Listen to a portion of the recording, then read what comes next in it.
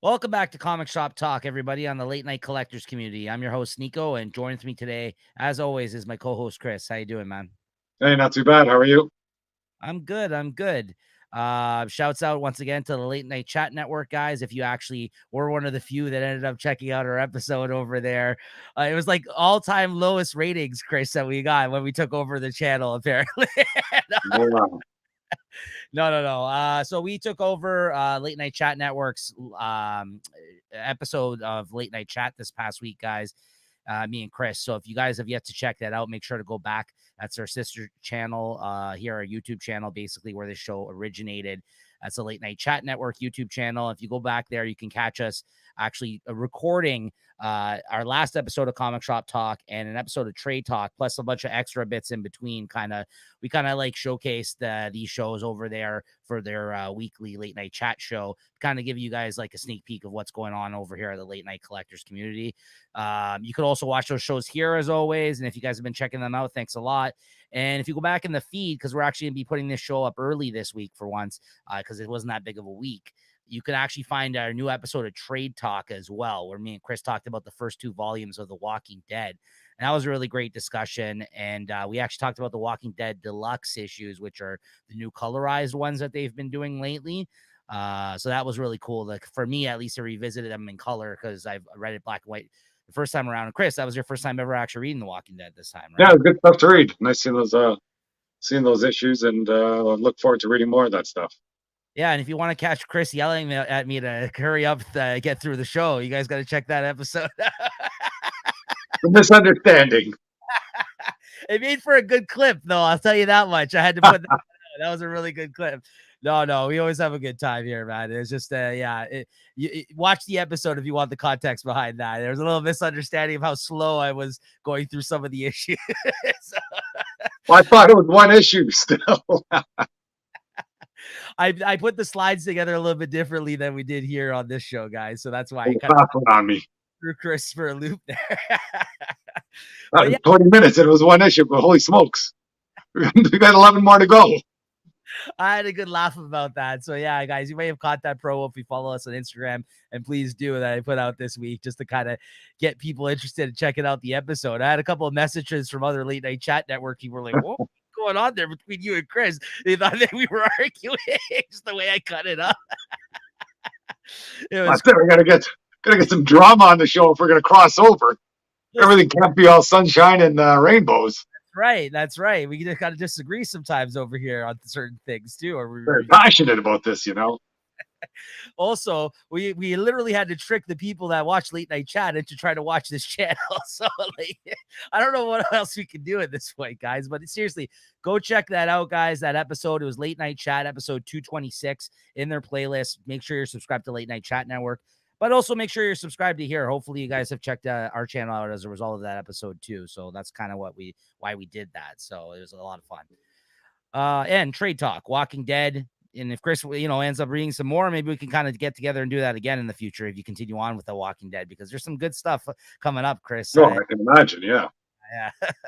you're just scratching the surface of that world there with those first first 12 issues. I gotta say, it holds up fantastically, guys. If you guys haven't revisited it in a long time, because it's my first time reading it again, after like, I don't know, 10 plus years. Really good stuff. But anyways, I gotta keep it moving before Chris gets upset here. Okay, guys, make sure you're subscribed to the channel. make sure you're subscribed to this channel. As I mentioned, hit the thumbs up, the notification bell to be notified of when these shows do drop. Our show's coming out early this week, so make sure to go back in the feed and check out our shows from this past week as well. This week, we're going to be talking about the new comics for the week of July 12th, 2023, actually, the ones that me and Chris read this week.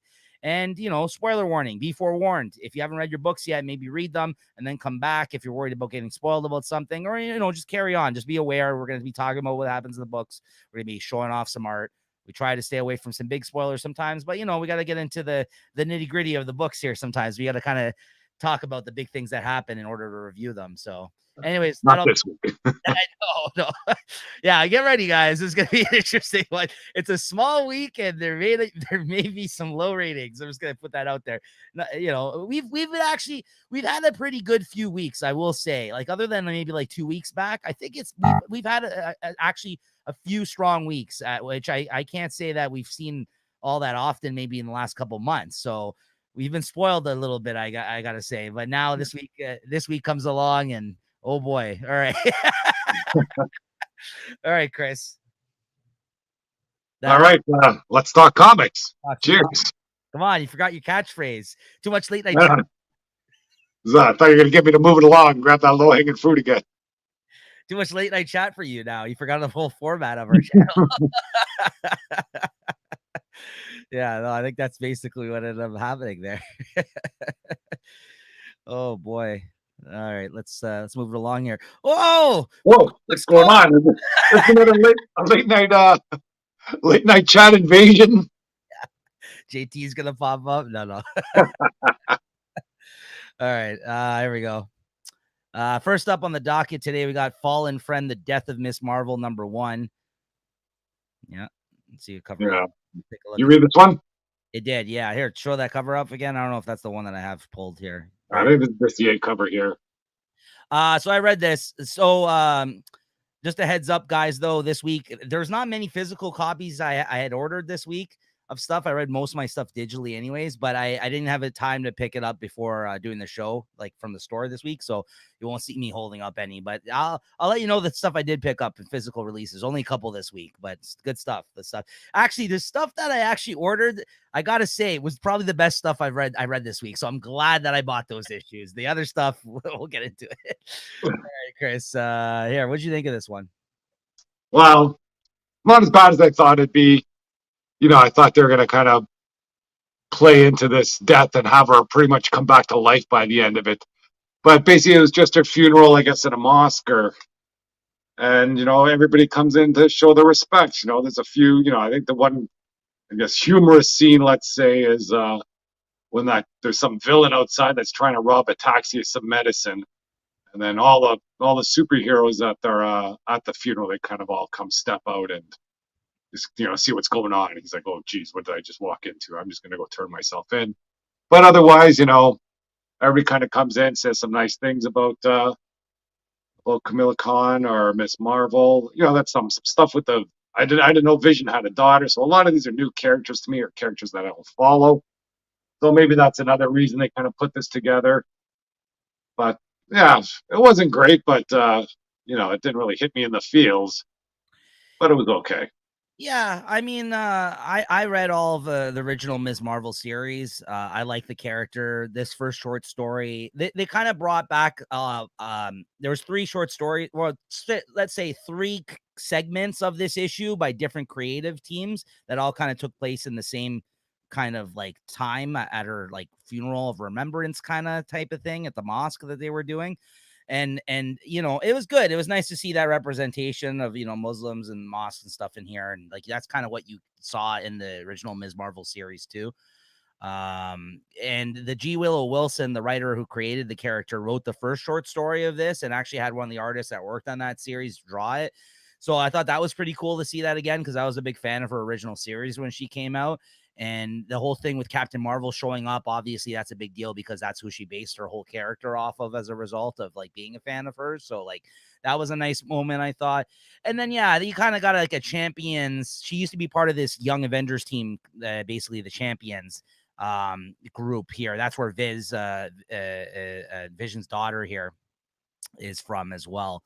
And you kind of got to follow up. Mark Waid wrote that one. He wrote the Champion series as well. So again, he kind of got to tie in I guess that team that had memories with her as well into this. So it all kind of tracked. It all kind of made sense, I felt like. So yeah, it had its moments.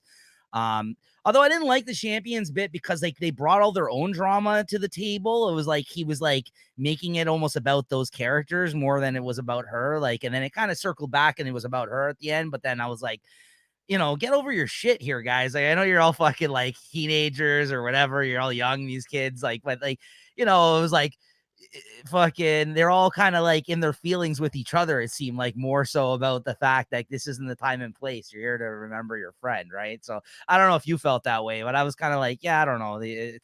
They're a little bit wrapped up in themselves in that scene, I felt like. And I like the Peter Parker moment at the end. Oh, this Doctor Strange Iron Man exchange was good too, actually. That was probably my favorite part of the issue, where he was kind of like, hey, is there any way you can even bring her back? And he's just like, yeah, no, listen, believe me, I would like to, but when you do that, it's like the water is going to pop out of another hole or something, right? He was saying if you plug it up one spot, essentially, like, it's going to fuck up in another spot, saying that, like, magic, there's a price, as he said a lot of times in his books, right? Doctor Strange, like, you can't just do shit and then think that nothing's going to happen as a result of it, right? So he's like, yeah, no, I would love to, but I'm not going to. And then you got, of course, him and Peter Parker, Captain Peter Parker, showing up.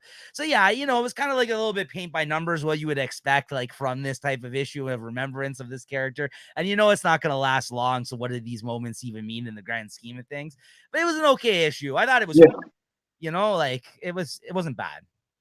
I don't really like more of what it was. It's more of what it wasn't. It wasn't trying to hype anything. Like, there was no big story at the end or no cliffhanger at the end. LaFauria will find out what's going to happen, and Miss Marvel coming in the fall or something like that. It was just a single issue on its own, and I thought it was a decent one shot. Yeah, I agree. At least they didn't try to do, like, they did float it out there with the Doctor Strange shit, but they kind of reeled back on that, and they're like, yeah, no, it's happening. So, like, however she is gonna end up coming back eventually. For this being what it was, at least they kind of just left it at that. I agree with you. Yeah, for what it is, it's good for now, and and that's it. I can kind of move on, I guess. Yeah. So what'd you give But this? saying that, I still got to give it a 3. I'll give it a 3.75. A little better than I thought it'd be.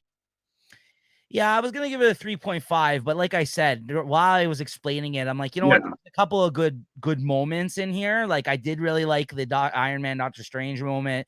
I did like that Captain Marvel showed up, and I did like the fact that they did show her family and, like, the mom. You know what I mean? Like, there's some things that you don't. Like, like I said, a good representation. Yeah. Like, a funeral outside. I've never seen been to a funeral outside of that religion. Mm-hmm. So, and just anytime somebody showed up, it was always a nice, kind of a splash page. It kind of was always good when seeing who came to the funeral. That's right. That was cool too when Wolverine showed up, and he's like, not just the start of it. Like, Wolverine shows up, and then Malika, whatever that fucking that phrase is, and he's like, oh. Yeah.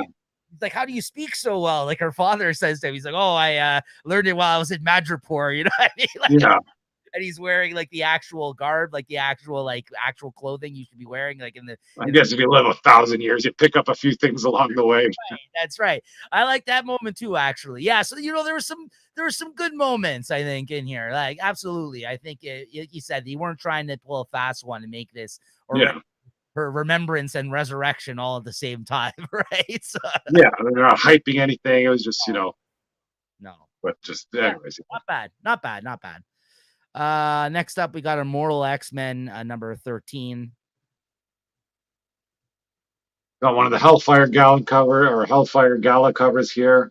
Down one? Let's see that. Yeah, that's a cool one. Nothing too fancy, but that was still decent. Yeah, pretty cool.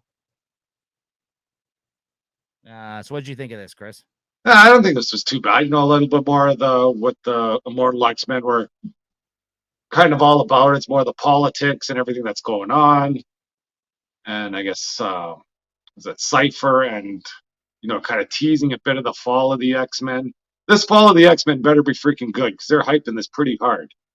But besides that, just kind of the infighting between all the Quiet Councils and what they decide to do, and almost the results of what happens of their decisions. With Mystique seeing, hey, I don't see nothing, and then Doug or Cypher getting kind of swallowed up by the pit. I thought those were all interesting things, and I thought it was a pretty good issue.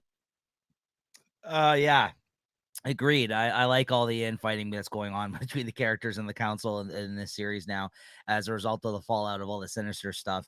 And my favorite part was the fact that Cypher got kind of like swallowed up by Krakoa, because he felt like he needed to save him from everything fucked up that's going on between these characters and what's about to go down on the actual on Krakoa. It seems like I liked that. And who was it that was it someone caught, like, had the power to speak to him for a moment and then they lost him? Was it what's her name? Jean Grey's Oh sister. yeah, I guess it was Hope as he was Oh, kind of getting pulled down.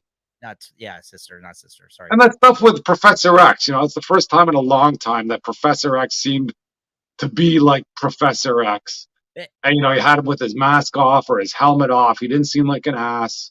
and And he remorseful. kind of explained what he was doing. And his reasoning was sound. He was like, I don't think mutants and humans are different. I think, mutants are humans and stuff like that. And, I thought that was a good, a good reveal, or, a good reminder to get everybody sort of back on page with him, because he's been sort of going down that villainous path, it seems like all the original X-Men have been. Absolutely. And not only that, like at a certain point, he was kind of like almost like,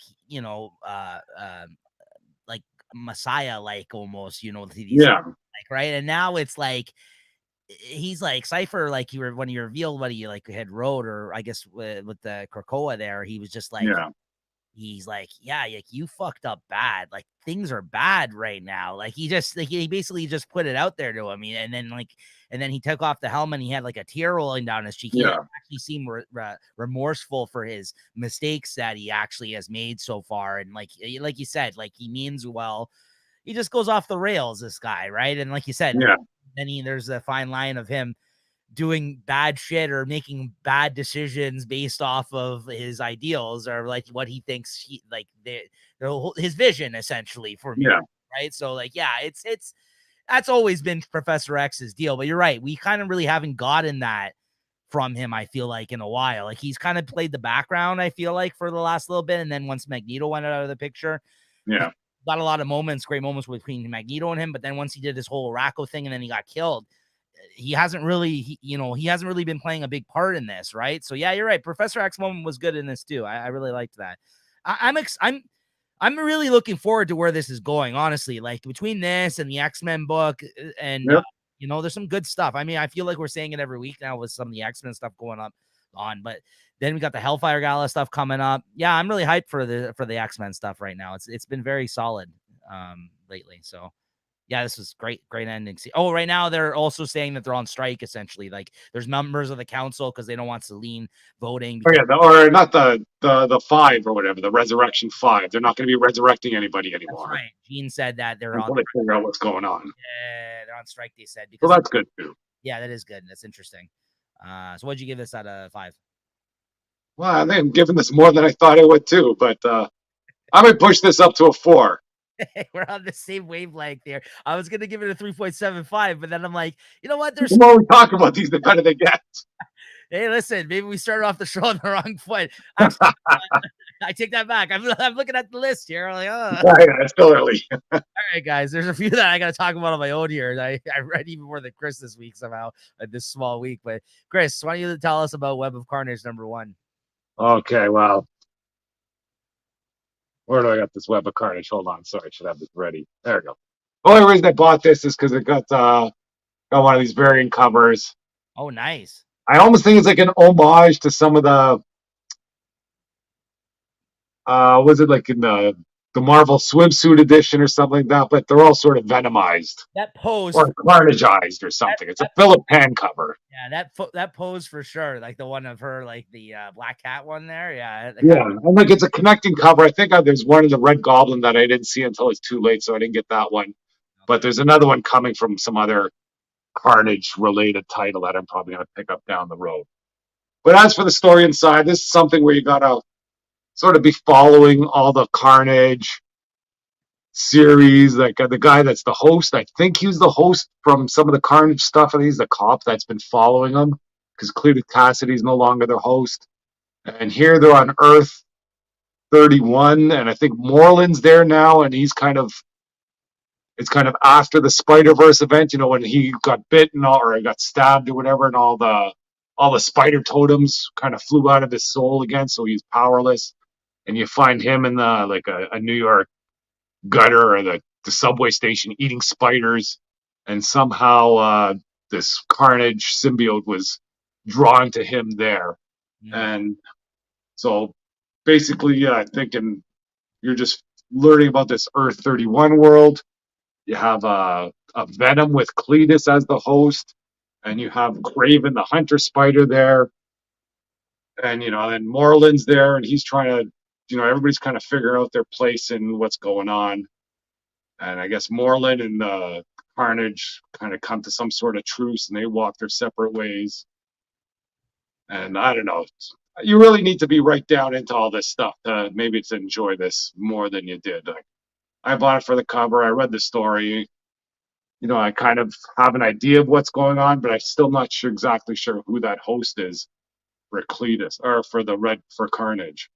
And his plan is still to try and, I don't know, absorb all these Venom souls to try and battle Eddie Brock in Earth 616 to be the King in Black. Now see where it goes. Not too bad, not too great. This one's not. More I talk about it, it doesn't really elevate my score. I'll give it a 3.5, but I'm sure there's people out there that might enjoy this a lot more. This is a one shot, I think, right? Setting up the new series. Is that basically? Yeah, I think because the last page is coming. I think in the fall is Carnage 1. I saw that preview for at the end of the issue where it said Carnage 1, and that was a pretty sick cover that they had in there. I gotta say. Well, these Carnage covers or Venom. Well, at least the Carnage ones. At least the Venom ones have been a little light lately, but they can always make sick looking covers. But yeah, I think it's like the same thing with Spawn. Spawn has all these awesome covers, but the freaking story inside is so sometimes just off the rails. Style over substance, right? Yeah. All right, so next up we got fish flies number 1, which I actually just seen some when I was up in my Ontario tour there, Chris, when I was up Manitoba Town. Yeah. Where was I most recently again? That's right, Windsor. That I seen some fish flies when I was up there. Apparently this time of year they get them a lot up there, right? So yeah, here's some representation for you guys. This is the free comic book day issue because again, I didn't pick up my issues this week in time for the recording. I read this online digitally, but they did put out the free comic book day, which is about half of this issue, like the one that came out today. But the issues that came out today are like these thick, like oversized. It's like a 64 page, like premium kind of like thick, almost like a thin paperback type of issue that he's been putting out. And they're all going to be like this. It's a 6-issue miniseries. And Jeff Lemire wrote something in the back of this issue that basically said that like there's not going to be a paperback of this collection just because these are like nice oversized issues that they're putting out. There's $6 cover price, but again, you're getting the amount of 3 issues for less than the price of 2 if you look at it that way. So it's actually a really good deal. Nice card stock and all that on these ones. And he said he might put out a hardcover at some point, but I'm sure they will. But paperback, he said they're not doing. They're just going to do like the issues because and it might be bi-monthly. That's the only shitty thing is that there's no issue next month unless he needed that to catch up and finish the rest because these are oversized issues. But the next one comes out 2 months from now. So I'm a little disappointed in that. But anyways, that all being said, this was a good debut issue. He originally brought out, I guess, most of the material in this issue, he said, on his Substack out within the last year. But there were some revisions that he made and some extra scenes and shit that he put into this issue. But past this issue, I don't know if it's all new material and it was just this issue's worth of stuff that was out on the Substack or if the whole thing was. But he said it's going to be different. And I never really read this stuff on his Substack, so this is all new to me. So I'm happy that they're putting this out in issues. So basically, this takes place in like a rural Canada somewhere. Like he's from Essex County, and I believe he mentioned that's where he came up with the idea of like remembering all these fish flies from his youth, like in that area. And he went to visit his parents again that still live out there, like I guess a year or 2 ago, and that's how he encountered all these fucking fish flies there because it's that time of year and they all die out at the same time of year. Then there's just a million of them all over the place, and that's how he kind of came up with this idea. It's basically a rural crime book, but it also is a monster book when you get to the end of the book too. So it's actually an interesting kind of genre mix thing. I thought this was going to be more of like his rural slice of life type books that he normally does, which it kind of is in terms of the setting, but the actual events of the book are nothing but like other shit, like crime stuff and monster stuff that's going on in this book. So there's a bunch of kids here. They come across all these fish flies in front of the corner store, and they start to walk across it, and you can hear the crunch of the fish flies underneath his foot. And all his friends are like grossed out, and they're like, "Oh, I dare you to go barefoot through there. I'll give you this $20." if you do it, because the kid had no money that was going to the corner store with them. And he's like, okay, fine, I'll do it. And he does it. He takes off his shoes and he like crunching across the fish flies that are like, there's a million of them outside the store. And his friends are like, oh, I can't believe you fucking did that. Right. So the kid proceeds to do this and goes into the store. And then he cuts to like a scene of a guy waking up in a field with a bunch of fish flies all around him, and he's injured. And you basically see him like holding his wound and he's bleeding. And then all these fucking like swarm of fish flies just start swarming him, and he basically just gets covered of them when he's cutting through the field here that he just woke up in. And then it cuts back to this previous scene of the kid going into the store, and as he went into the store, he came in at a bad time. He sees the owner covered in fish flies, dead on the ground, or beat up or fucked up, or something happened to him there. And the guy's robbing the store. The guy that you see in the future that jumps, that like wakes up in the field. This dude's robbing the store. He comes in the middle of a robbery. And then he fucking waves his gun at the kid saying, like, what are you doing here? And what you end up finding out at the end of the issue is the gun, I guess, somehow went off accidentally, or he flinched, or he freaked out or something. He ended up killing the kid or shooting the kid. And basically, this man now is on the run from the police, and he gets covered in all these fish flies, and he hides out in this farmhouse. Now, a kid comes across him that lives on the property.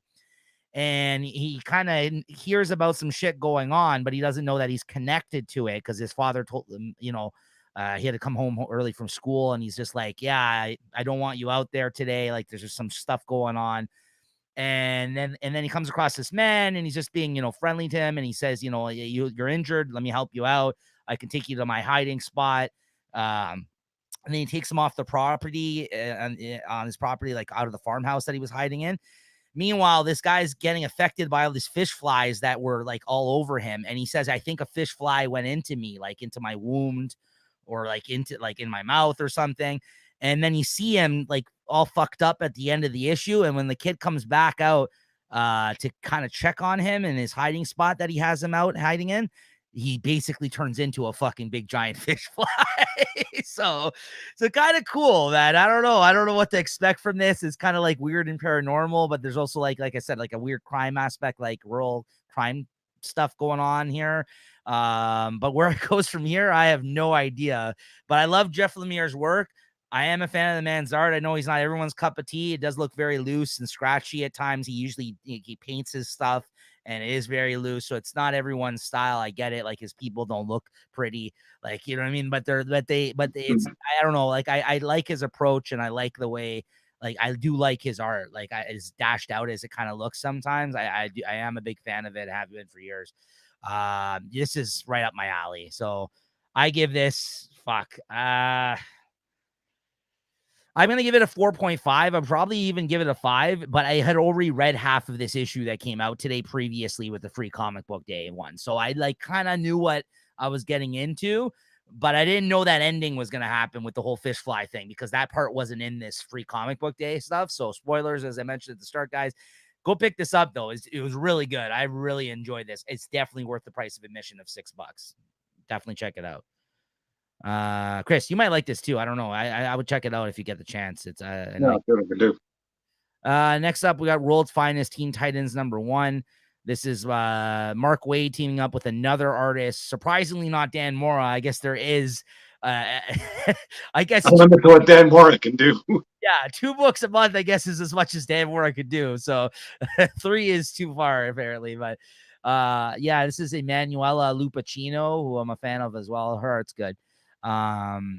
Doing the old school classic Teen Titans, basically in like a more classic throwback out of continuity World's Finest kind of corner that Mark Waid does with his Batman Superman stuff. This is kind of in the same vein, but I gotta say, this wasn't as good as Batman Superman World's Finest. I'm glad I didn't buy into this one. I didn't go all in on all the World's Finest shit. I wanted to buy this, and then I said, it's a mini series of 6 issues. I'll hold back and see what this is all about. Maybe pick up the trade. This was, he was trying to go for like a more like, fun and kind of like laid back, kind of young approach to this, I felt like, but at times it kind of felt like old man trying to write dialogues for young kids. You know what I mean? Like, I don't know. it kind of felt like classic, kind of getting like all the team, like all the classic characters were there, and they're all kind of like they all had fun intros and like little jokes about them. They're like, like when the Kid Flash shows up and he's like, oh, he's Speedy. Well, I wonder why. And then like under his name it says Flash. Is like, oh, I wonder why his name's not that. And then they showed Speedy later on. They're like, oh, that's why. Like little kind of corny things like that. Sometimes it works. I wasn't digging this when I read it. I don't know if I just read it on like a weird time. But it didn't click with me as much as I wanted it to be honest. The art was good. The story, like I said, it like, I don't know, the voices felt a little bit off.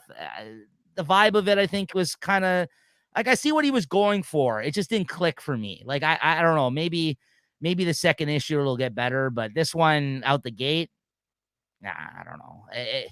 I mean, it's not serious like the other Titans book that's out right now, which is them as adults. I'll say that much. Like, but I can't see you enjoying this if you're a fan of the old Teen Titans books, because the old Teen Titans books, even though they were young, I felt like they were treated with maturely and they were dealing with mature situations, whereas this kind of didn't feel like that, if you get what I'm saying. Like, something just felt off. The whole vibe of it was weird, and some of the dialogue I felt was like him trying to like,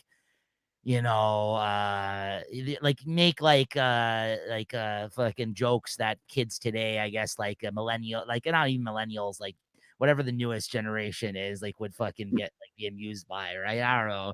It felt weird. So whatever he's doing in Batman Superman World's Finest, I felt like was missing from this.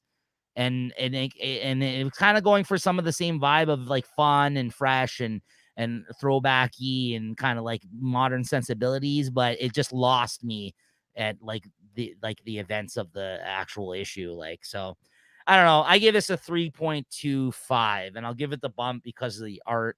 I don't think it was terrible, but it definitely was not as good as I was hoping it was going to be out the gate. And I can't say I'm looking forward to more, but since I'm reading it digitally anyways, I'll definitely check out the second issue and see if that clicks more. Night Terror is number 1. So this is First Blood is what we talked about last week. I said that was a 4-issue miniseries at the time. I was wrong about that. That was basically the one-shot setup for. Oh, so I was like the alpha then. Yeah, that's what it was, which I thought it was the main series, but it was the setup for this 4-issue series that started this week, which is the main Night Terror series, which is also written by Joshua Williamson, the guy that wrote the issue last week. But yeah, this basically just takes place after the First Blood thing. And this issue is mostly focused on Deadman and the events of what Deadman's dealing with as all this unfolds, right? So, like, I'm a big fan of Deadman. I liked his, he was all kind of inner monologue in this issue for the most part with Deadman. And we've already kind of seen these events play out in some of the tie-in stuff, I would say already, like kind of what happened in this. But where the issue ended up at the end, I thought was pretty interesting. And I thought the art was really good in this too. There's a combination of a couple of different artists. I think Giuseppe Camicoli is one of them. And I forgot the other artist that worked with him on this, but these were some good scenes. Whoever drew these ones, I thought were really good. They're nice, dark and shaded. And like, I thought Deadman looked pretty awesome. Yeah. So it was okay. I mean, again, I'm not jumping out of my seat and saying you gotta go out and buy this right away. It was fine, but I do like DC Supernatural stuff, so I'll probably just continue to read this digitally, if anything. But at the end of the issue, because it kind of dealt with the whole thing with him taking over Batman's body again, which we've already seen in the other tie-ins from last week, I feel like. But by the end of the issue, it came to a certain interesting point, which I'm gonna get to here in a moment, where he actually resurrected from his grave Wesley Dodds, the original Sandman, which is kind of cool. Like, that's kind of like this. He was in Sandman Mystery Theater from Vertigo in the early 90s.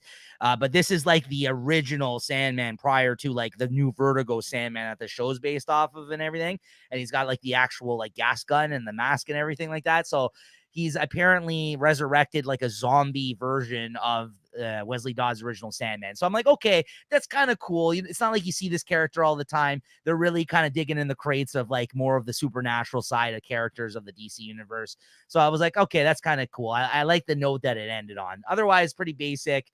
I'd give this like a 3.5. Yeah. Nice. Next up, Chris, Night Terror Zatanna #1. Yeah, picked up a physical copy of this one too. Once again, this was more based on a variant cover. Oh, nice. Yeah, it's a good one. Once again, this cover looks better in the some covers look better in thumbnails, some look better live. This one looks good on a thumbnail, or even in the picture here looks good. But when you look actually at it, it's just a little bit too dark. But I'm big, well, not a big fan of Zatanna, but every time she's around, I'll see what she's up to. And I think in this one here, she's one of the last few people awake. I guess in one of the earlier night terrors when everybody's going to sleep, she summoned or cast some spell that would keep her awake. So it's nice seeing what's going on in the world as everyone sleeps. So here, I think she's trying to protect Wonder Woman and Detective Chimp, and she's in the basement of the Hall of Justice, or yeah, that's what it's called, the Hall of Justice. And she's under attack from the, I don't know what they call them, the night, well, these knights of the dreaming knights or whatever. And in her desperate, she calls for help, or she summons a champion, and the champion they send is Robot Man. And I guess she's got some bad blood with Doom Patrol. Seems that there's some history between her and them when there was some seance between when she's trying to connect with her father, and they messed that up somehow. But anyways, they get together fighting, and they're trying to protect Wonder Woman. Like I say, Detective Chimp. They take him to like some magic panic room, and the people that are there's one of the villains I guess was revealed there. I think it was a few pages back. That seemed pretty interesting. The art was fine. The story's decent. So this wasn't too bad as some of the night terrors go, as it's not really a dream world. It's what's happening in the real world. So it's good to see what's going on there. And I think it's a couple issues, but I don't think I'll be buying the next issue. It's Yeah, I read this one as well, actually. Yeah, like I forget what those night terrors were. There's like some dream queen that came out. I thought she's an interesting character, but I think once this is all over, all these characters are going to be forgotten. Yeah, I thought this was okay. I like this a lot more actually for the inclusion of Robot Man from Doom Patrol, and I guess this is the natural extension of the Doom Patrol book during these months because this is actually written by the same writer that writes Doom Patrol right now, Unstoppable Doom Patrol. He wrote this, so although the last issue Doom Patrol didn't lead into this, so maybe it's not on hiatus like the other books, but I did like that Robot Man was in this. Like I kind of liked the inclusion of him in this, and I like where the issue left off on with him. But other than that, it was fine. I didn't think anything special, but it wasn't terrible. Yeah, spoiler: he turns into this Rust Man or something.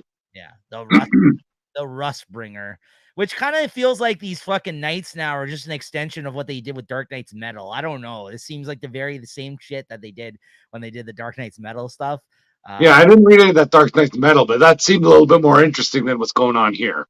It was, but like okay. Dark Knight's Metal, there was all these like evil versions of characters and stuff like that. Kind of smacks of like the same type of shit. It seems like the same kind of like, oh, we're gonna transform people into evil knights or whatever. Like I don't know if it's just like the aspect of this book, and I'm sure it is, but like, it just kind of felt like Dark Knight's Metal, like type of stuff going on here. But yeah, what'd you? Yeah, 3.5 for this, and as we talked about it didn't bump up the score. Oh, not in this one for me either. 3.5 as well. Yeah. Oh boy, did you read this one? Night Terror Shazam #1. Yeah. This was worse in my opinion. Oh yeah, that's why I'm saying as things go, as these night terrors.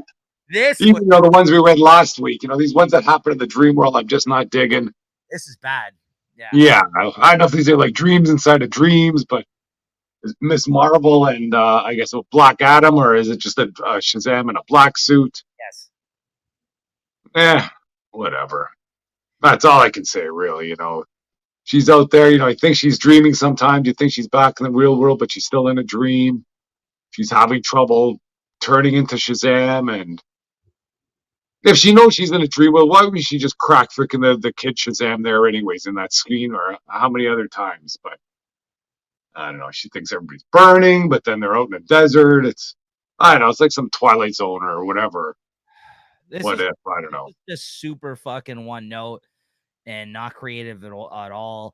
Mark Waid fucking wrote this, which like he must have phoned this fucking one in because this is not like up to his usual standard that I like of his stuff. This was, I thought, pretty terrible. I didn't even really like the artist on this, to be honest. I thought the artist was like not that interesting looking. The art, it was not bad, but it wasn't that great either. This is just an example of a bad tie-in and why I don't really buy into these tie-ins. Yeah. This is, and like, again, like, so one note, and the fact that you put the fucking Shazam book on hold for 2 months, which was actually a really strong start. And just starting too. To put this bullshit out, like, and again, it's written by Mark Waid. Like, this is fucking terrible, and it's a Ms. Marvel, it's a Mary Marvel story being told in this. Which, okay, that's fine, but like, you know, it's just so that it's not good. It's like, and yeah, I was really disappointed in this one. I was like, maybe he could come up with something interesting for this 2-issue thing, because it is written by Mark Waid and they put the book on hold.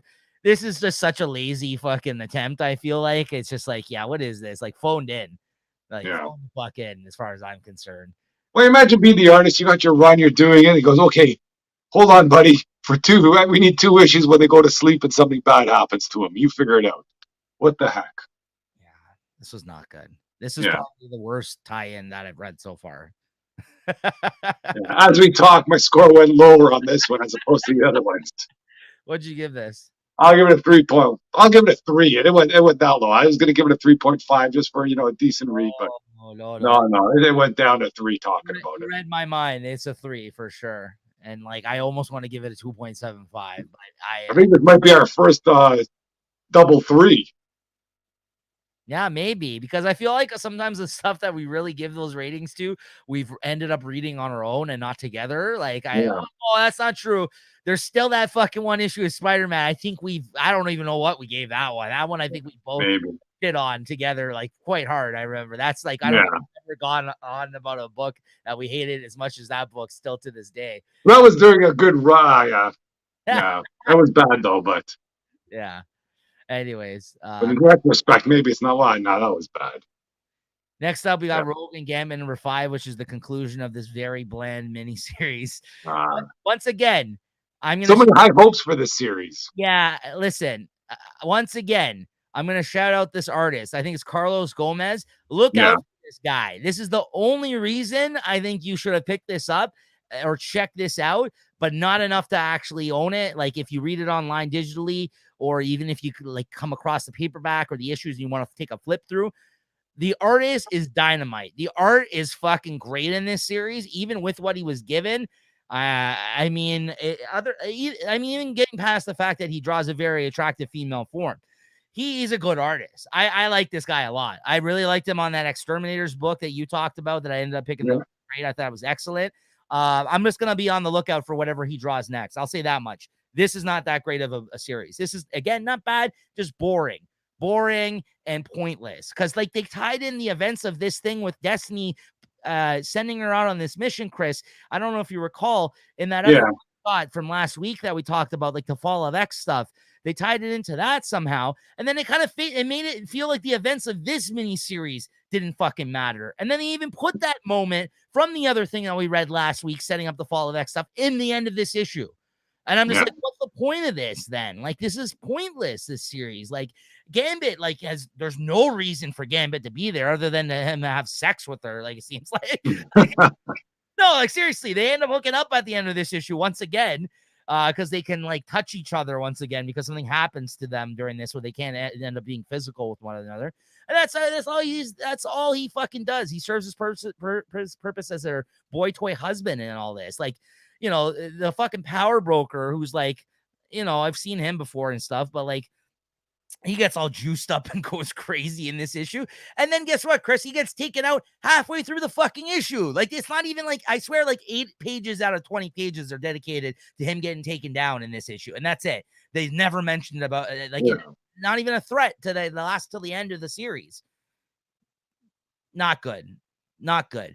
But you know what? I'm going to give it a 3.25 because I really, really love this artist. I'm going to give it a 3.25. I would give it a 2.75 or 3, but we've already given out a couple of those this week, it seems like. So I'm going to give it a 3.25. Because, again, not a high rating, but I just really like this guy's art. And I enjoyed looking at the book, if at the very least, if not anything else, I enjoyed looking at the art in this book. So they get a Black Cat series going again. They should get this guy on it. I Or if agree. they do another Black Cat and Mary Jane thing, I think he'd be great for that. Absolutely. And like I say, if they do another Exterminators 2, it better be with him, because if it's not, I think it's going to suck. They tease the fact that they're going to show up again, so I hope they do, because I agree. Yeah. I'd love to have them back on board. And then the same writer that wrote that, I think, is it Stephanie Phillips? I don't know. Whoever wrote Exterminate, no, Leah Williams, the same writer that wrote Exterminators with him, also did this miniseries with him. So it looks like they like working together. It's just Yeah. this wasn't. This just felt like a pointless miniseries. I don't know if they were just kind of like, hey, listen, we need to put out another X book during this period of time. Can Yeah. you write something for us? Because this felt like pointless by the end of it. I don't know. And I gotta say, I don't know why. One thing though, and it's not just him that does this. I don't know why, but Destiny is like as hot as her daughter. I don't know how old she is. Like, Yeah. she's not showing her face, but like built, like her body is just as like smoking hot. It seems like that it is like that her daughter. And how old is this woman? Like, I know she like knows. Yeah. Who knows? Like, it's just very. Yeah, Destiny, they have her like being an old lady sometimes to, I guess, like here, being a freaking not old lady. There's a moment where they're both in the same panel together, and all you can see are her legs and her breasts, and like, because she's covered for the most part, otherwise with her costume. Yeah. But like, even with that, I'm just like standing beside Rogue. I'm like, okay, you're like as hot as your daughter here, and like I don't know how much older you are, but like you're still like, she's dating Mystique. Like, I don't know what's going on. But I give this 3.425. And then next up, what if Dark Loki #1? Ooh, it's interested to hear about this. It wasn't that good. Oh, okay, good. Well, Uh, not good, but Yeah, I mean, I might check out some of the other What If books. I like What If as a concept. I just thought this wasn't a proper usage of What If. Honestly, other than Loki having the hammer, this felt just like the old school Thor. And maybe that's what he was trying to go for, because Walter Simonson uh, co-wrote this one with his wife, and he was one of the biggest creators on Thor from back in the day, who wrote and drew a fantastic run of Thor. But he didn't draw this. And it kind of felt like the old Thor, but not in a good way. Like, I just felt like it should have felt a little bit more up to date, let's say. And then, so like, it was fun for like a throwbacky thing. And the artist that they got on it was definitely trying to channel that. I like the art and I like the idea of it. But other than the fact that Loki got the hammer, like, I don't know why this was needed to be a story, quite frankly. Like, it wasn't like, what if Loki got the hammer? Like, it's like, what if Dark Loki, which I'm like, what? Like, I'm like, and he's a bad guy in this to start off with. And then he gets the hammer, and then he tries to save Asgard, and then it's like a whole thing. I don't know. And then it kind of feels like Thor, but then I'm like, what the fuck's the point then? You basically just got Loki in here instead of Thor, right? Like, it was, and if you're gonna do that, then make the title that. Like, what if Loki was Thor? Like, what if he got the hammer? I don't understand this whole thing, like Dark Loki. So I don't know.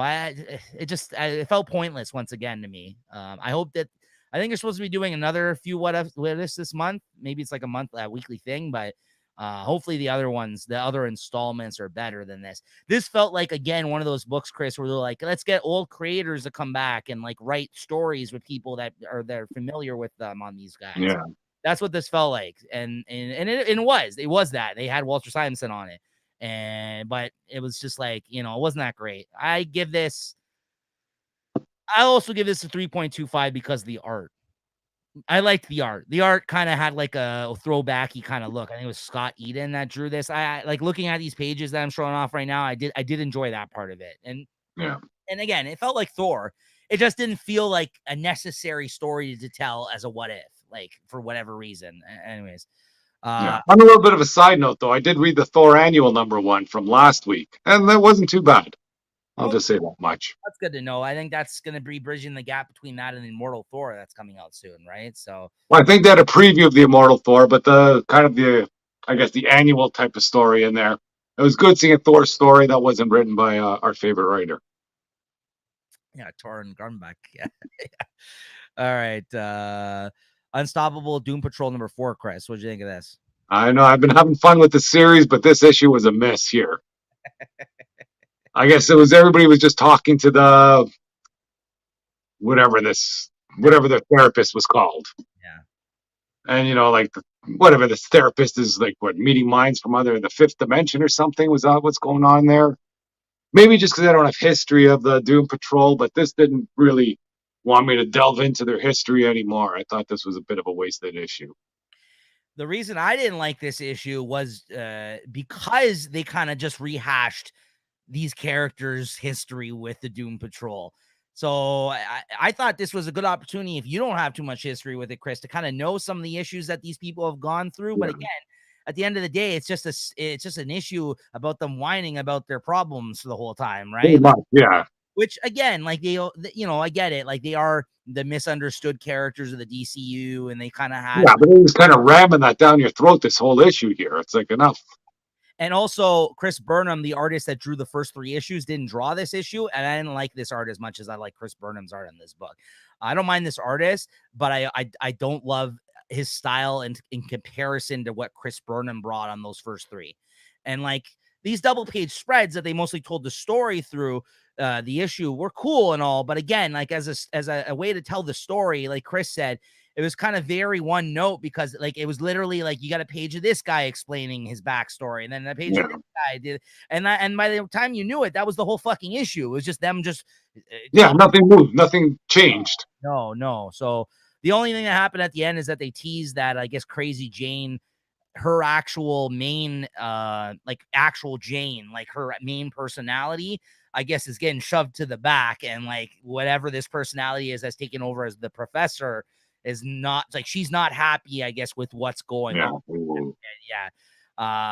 So I'm interested to see where that goes. But yeah, otherwise, I didn't think it was that great of an issue either, to your point. I love the series though. I just hope I hope they get back to it with the next issue, because this was just like and maybe that's why they did it, because that other artist needed time to draw the rest. Maybe they just brought in this one artist. Yeah, it's kind of a filler, but I hope so.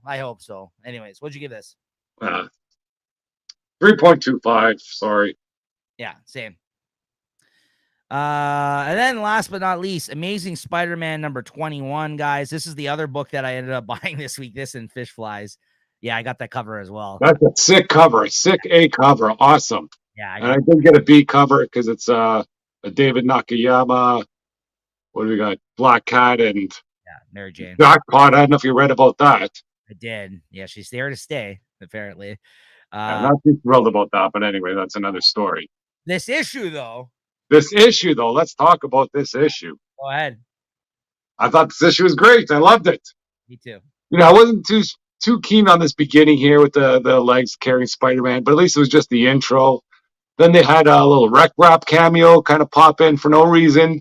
Yes. But at least at the bottom there, if you read those little, where the stars are, and they have those little panels, it was a great explanation why they did it. Go, fucking this Ed McGuinness guy, he just wanted to draw this character and put him in there. I love it. But why he's there, and he's trying to free dogs from their owners. Bro, I don't know if who's it, Zeb Wells writes this, right? I don't know if he likes people that have dogs or something. There's a freaking dog in his building that he doesn't like, but somehow it's in there. Chris, Whanging Rec Rap. The web wanging. He likes to wang his webs. I love Rec Rap, man. We were big fans of Rec Rap here on the channel here, guys. So it was nice to see that. And then, like you said, that throwaway joke about, like, is there a point of him being here? No, but you're gonna say, did we want to just to show him so you guys don't forget about him and he's gonna pop up later on? Yes, I was like, yeah, and that was good enough for me. Yeah, and then the rest of the stuff with Dr. Octopus, I think last issue I was saying, what the heck happened to this guy? Why is he freaking, turn the page and become so evil? I think explained a lot of that stuff here. I love the stuff with the arms. Being sent, like all this stuff I kind of was on the fence before. It really kind of pushed it in the forefront and made it make sense, let's say. And just the way it goes on, I thought it was great. Having Spider-Man put the Doc Ock arms on, or you see those tentacles pop out. He's reluctant to do so, but why he wants to save Norman Osborn so badly, I don't know.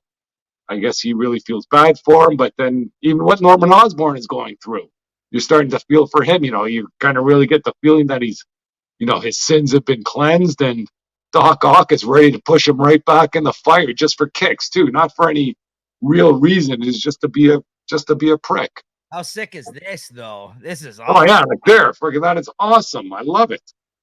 So Here's my question, I've read, I pretty much own in collections all like the older Spider-Man, but I've yet to read everything. Has this never been done before? Because if it, I don't remember seeing or hearing about this ever. me neither. But like, how fucking awesome is this? That's what Yeah, I. and just to throw this in, like I say, the stuff that was on the fence for, and they built this back to that whatever that anthology one where the arms sort of were friendly with Spider-Man, or they're just talking to him, or why the arms kind of rejected Doctor Octopus is because he thought that they were. Yeah, I don't know if you can say arms have feelings for Spider-Man, but it's just great.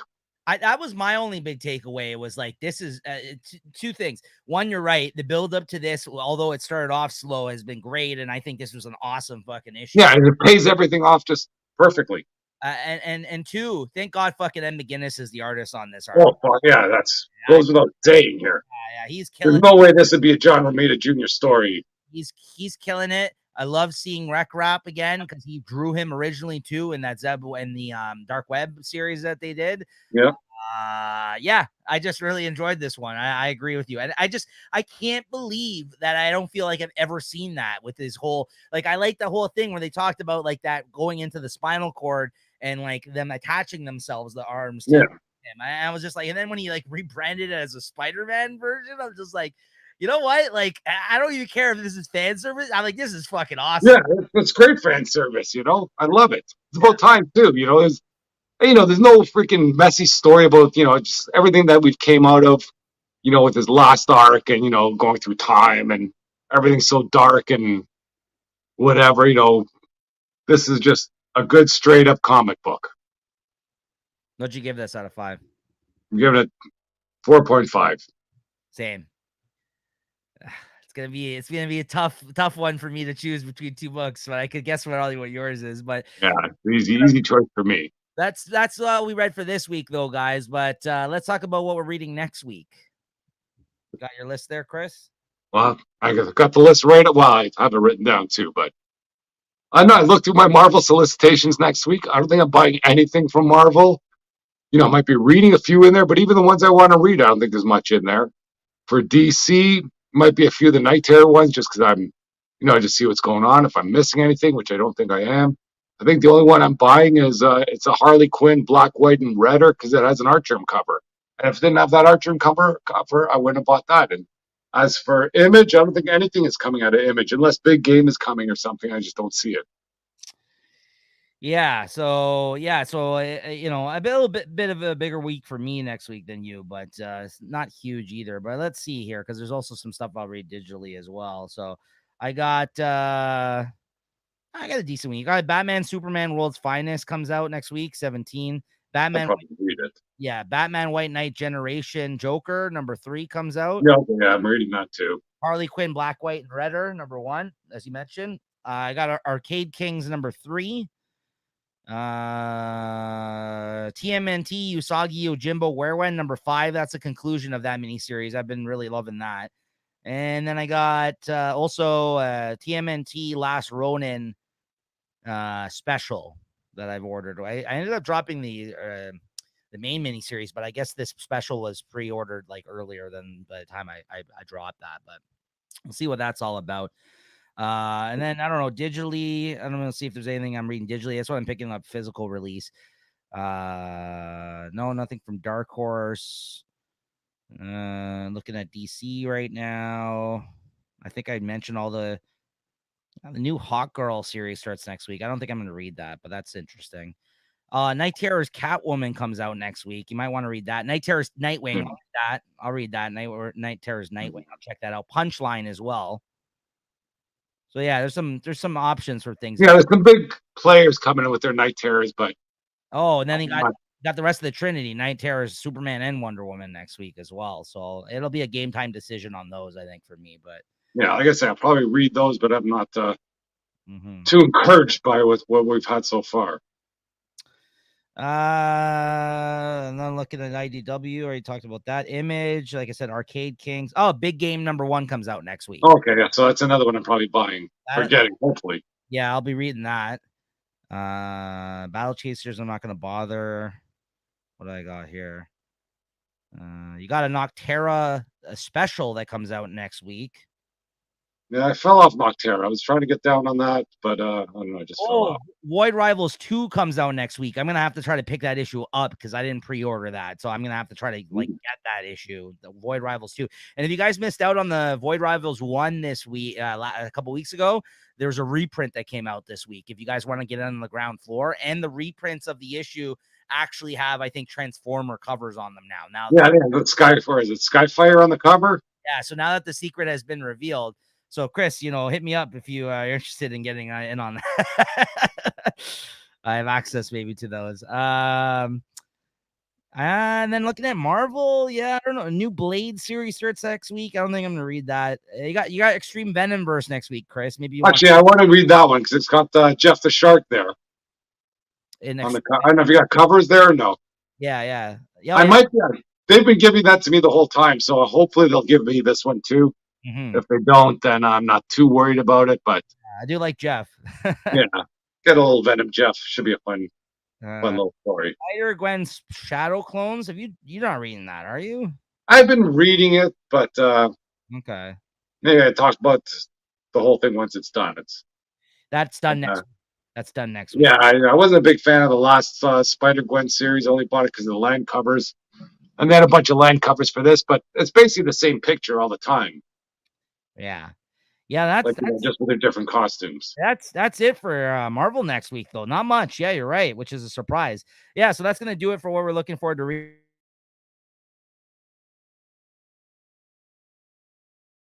I know.